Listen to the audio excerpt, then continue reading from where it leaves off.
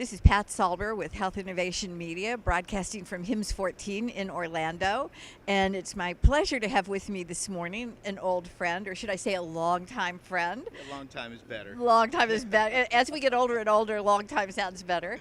And he's with, you're the acting executive director of the Care Continuum Alliance. Care correct. Continuum Alliance. Formerly known as the Disease Management Association of America, which I still think of it as DMAA. And I understand there's some changes that are going on. Can you tell us about it, Fred? Sure, thanks, Pat. Yeah, what's happening is we're actually changing the organization to the Population Health Alliance. It's really the area that our members have represented for years. It's the phrase, our journal is called the Journal of Population Health Management, published by Liebert through Jefferson Medical College. So it really made sense as we began to look at the organization and where the industry was going, that we needed to evolve, and part of that evolution was changing our name to the Population Health Alliance. Well, personally, I think it's a really good move because I remember when you changed it to, and I can't even remember, the Continuing Care Alliance. Care Continuum Alliance, right. That I kind of didn't get it. I really got DMAA and actually went to the very first meeting of the DMAA, which was a lot of fun a jillion years ago.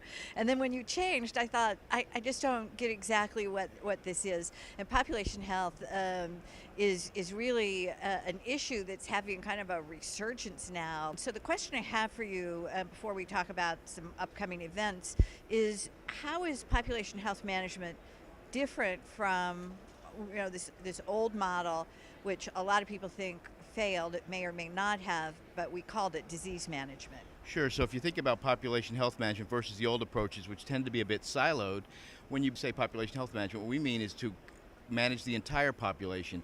Every individual that is being served in a community or a health plan, whether they have no risks and are basically healthy today, but you want to maintain that status, or they're very ill and maybe late stage. So it's managing the entire population. It's identifying them, assessing them, determining their level of risk and stratifying them, and then applying the appropriate interventions to create or maintain health.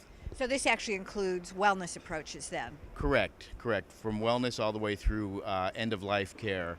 And it's really an approach to say we're responsible for these people. And as you see providers now beginning to move into this space, as we're seeing at this conference, what they need to recognize is as they accept risk, their risk windows are much longer than, say, a health plan would ever have, because the health plans change, the employers change their plans, but people live in communities for their entire life. So if they focus on keeping them healthy today and they're at risk, it's going to pay great dividends in the future. So that's the key to population. So we're actually now focusing this stuff more on where the patient actually is, right? Where their connections are with their physician or their medical group, as opposed to, as you say, their health plan. Correct, and also looking at what sort of impacts are there out in the community. If we recognize the fact that how we live determines how we die, or our lifestyle is so critical to our health, much of that occurs outside of the purviews of the care system itself. So population health also looks out into that community. How do you integrate all of those resources? The environmental issues, the transportation issues, the issues around the ability to walk or get exercise or access to food, all of that now plays into maintaining the health of a population. So do you have alliances with organizations that have been trying to do that community work, like Hiccup, Esther Dyson's Hiccup, or the Blue Zone people? Sure, so some of our members are involved in the Blue Zones. Others are, I've talked to Esther about the Hiccup group as well and their movement. I think it's a great concept, and it really is building a much broader coalition, because as I said, it's not just about care, but that's a critical component of it, but it's that broader coalition to create health in a community. And you do that through the principles of population health, which our member organizations sort of framed up into a framework and have now begun to take out into the world, in the community. So what does this mean in terms of your membership? Have your member sponsoring organizations changed as a result of this rebranding, and are you attracting a different or a broader range of ordinary paying members?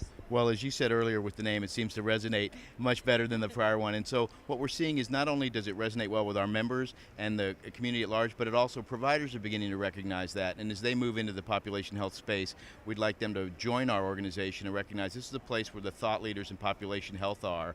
We're going to advance those principles, whether they're delivered through provider organizations, payers, or vendors, and across the full spectrum from employers to Medicare and Medicaid.